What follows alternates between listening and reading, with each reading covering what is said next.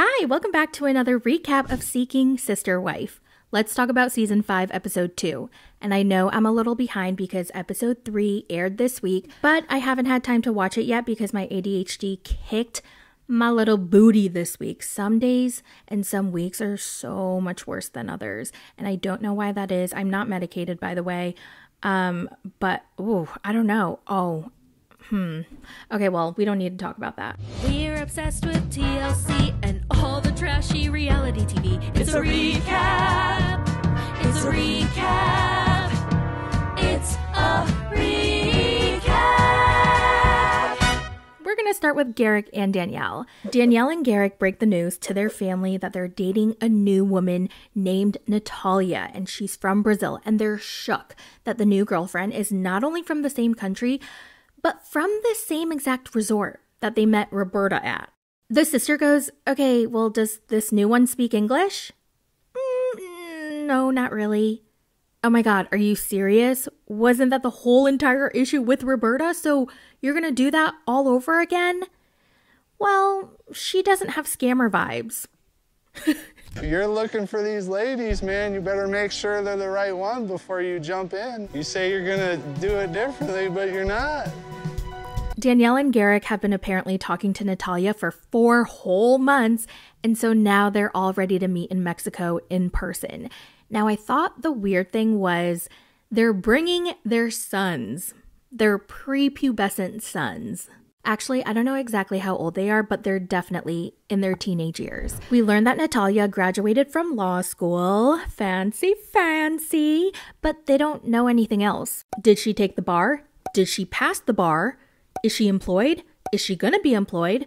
And how is she going to be employed if she doesn't speak English? They don't have the answers to any of these questions. They're just hoping for the best. Now, Danielle's worried that Natalia, who I find out is 25, is gonna end up breaking Garrick's little heart again, just like how Roberta did.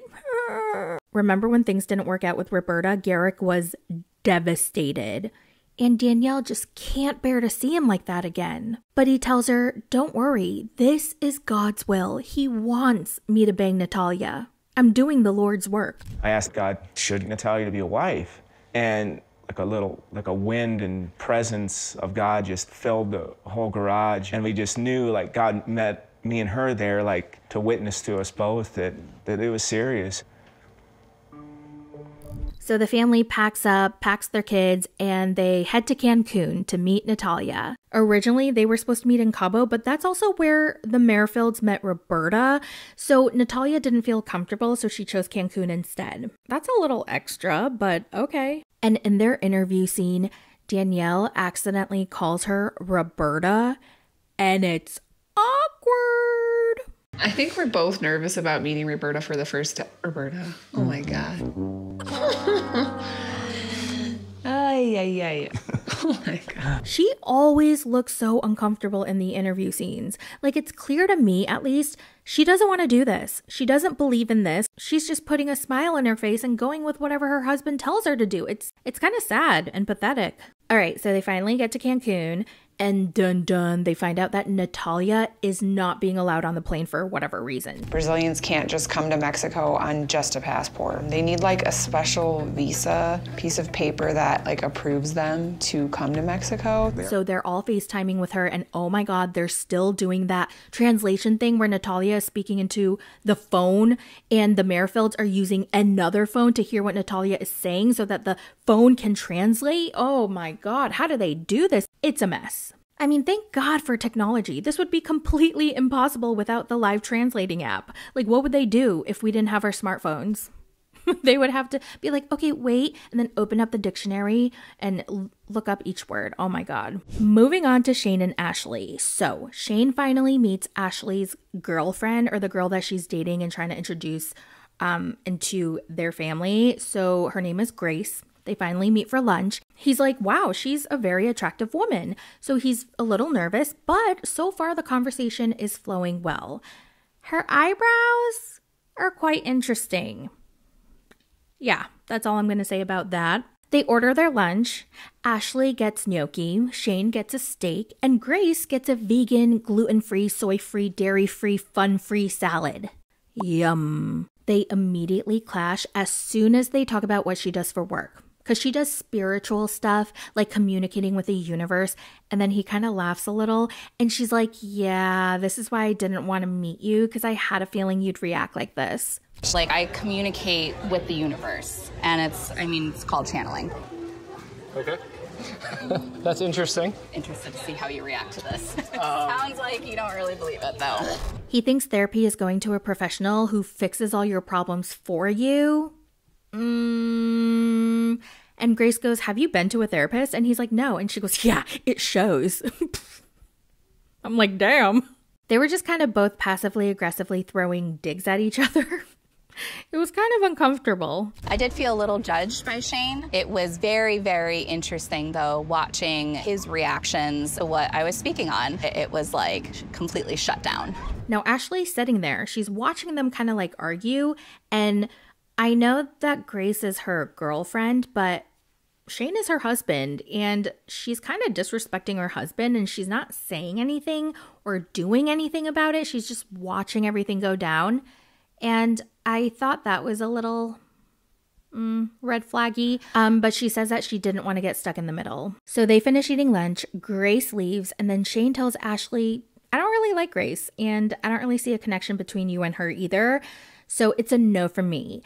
And Ashley's like, oh, okay, you know what? I'm not ready to give up on her yet. I think we just need a little bit more time. And Shane's really confused because why is that necessary if I am your husband and I don't like the person that we're trying to invite into a three-way relationship? Yeah, very, very shady, Ashley.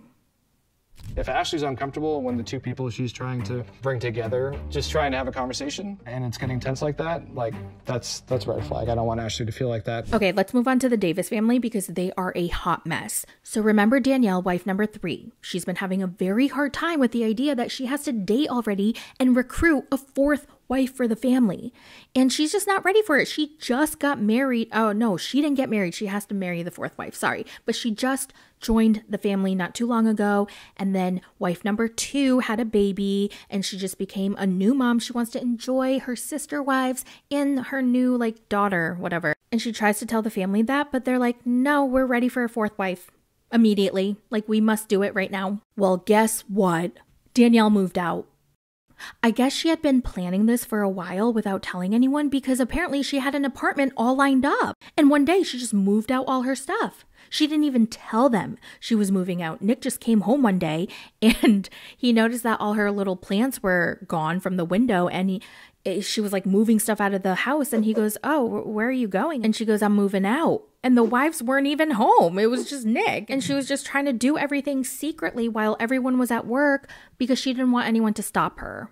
So she's moved out and Nick and wife number 1 and wife number 2 are having a family meeting and April and Jennifer are kind of crying. Nick is devastated. And they're just like, wow, I mean, we knew that she was having a hard time, but we didn't think she would actually leave without telling us. She did just message me. She says, I wish you all the best. I don't think I realize what I'm doing. I guess I just have a lot of things to figure out. But I love you guys and miss you all very much. And that'll never change. Honestly, I think maybe they just didn't spend enough time with her. Because it's they dated for just a little bit and then she joined the family and they want her to date right away for a 4th wife. Even last season when she joined the group, she was very hesitant. She was new to this lifestyle. And oh my God, do you guys remember that super uncomfortable hot tub scene? Oh my God, it's burned in my brain. I also wonder if it freaked her out that she had to legally marry this 4th wife. It's legal. They're going to the courts and signing the papers and it's real. That probably freaked her out because she doesn't even want to date, but now she has to marry someone? Woo. Yeah, crazy. But so far, Seeking Sister Wife is giving. I'm really enjoying it so far and I'm going to go watch episode 3 right now. And so I will talk to you guys in the next one. Bye. It's a recap. It's a recap.